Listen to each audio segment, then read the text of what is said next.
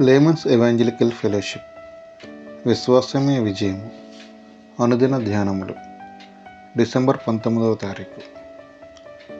ఆత్మలో బలవంతుడవై ఉండుట. శిశువు ఎదిగి ఆత్మయందు బలము పొంది ఇశ్రాయేలునకు ప్రత్యక్షముకు దినము వరకు అరణ్యములో నుండెను. లోకాసు వార్త 1వ అధ్యాయము 80వ వచనం. ఇక్కడ ఆత్మయందు బలము పొందుటను గూర్చి బైబిలు తెలుపుచున్నది. అనేకులు ధన సంపదలలో అభివృద్ధి పొందగోరుచున్నారే గాని ఆత్మలో వారు బలహీనమగుటను నేను చాలా కాలముగా గమనించుచున్నాను. విశ్వాసులకు తండ్రి అయిన అబ్రహాము అలా ఉండలేదు. దేవుడు అతనిని ధన సంపదలతో ఆశీర్వదించినప్పటికీ అవి అతని ఆత్మీయ జీవితాన్ని బలహీనపరచలేదు. ఆ విషయంలో మనము గొప్ప అపాయములో ఉన్నట్లు గుర్తించుచున్నాను.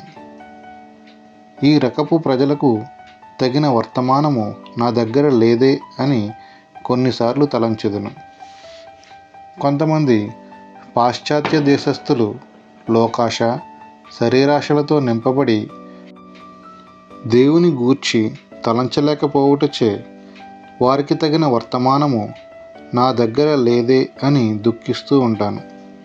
దీనిని బట్టి నా ఆత్మ అంత బలముగా లేదని అర్థమవుతుంది. ఆత్మలో బలముగా ఎదుగుటకు ఈ సహవాసములో నాకు ఎంతో అవకాశం ఉన్నది.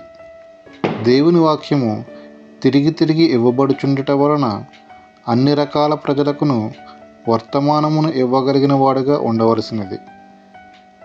లోకరీతిగాను శరీరరీతిగాను దేవుడు దీవిస్తే ఇంకా సుఖము కొరకు ఆశపడే తత్వము కలిగి ఉండుట విచారకరము. వస్తు సామాగ్రిని పేర్చుకొనుట ద్వారా ఆత్మీయ బలహీనత మాత్రమే కలుగుతుంది. ఈ సహవాసము బలహీనమవ్వటం చూచి కొన్నిసార్లు నేను చాలా విచారపడుతూ ఉంటాను.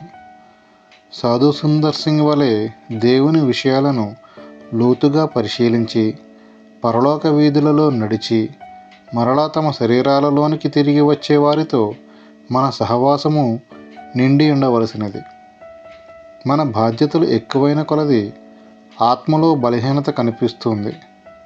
లేదు, బాధ్యతలు పెరిగినప్పుడు మన ఆత్మీయ బలం కూడా పెరగాలి. కానీ కొందరు స్వశక్తితో క్రైస్తవులుగా మాత్రమే జీవిస్తూ ఆత్మీయ శక్తి లేనివారుగా ఉంటున్నారు. అలాంటి వారికి బాధ్యతలు పెరిగినప్పుడు ఆత్మీయ బలము, విశ్వాసము తగ్గిపోవచ్చున్నవి. మనము స్వశక్తితో ఆత్మీయ కార్యములు చేయలేము.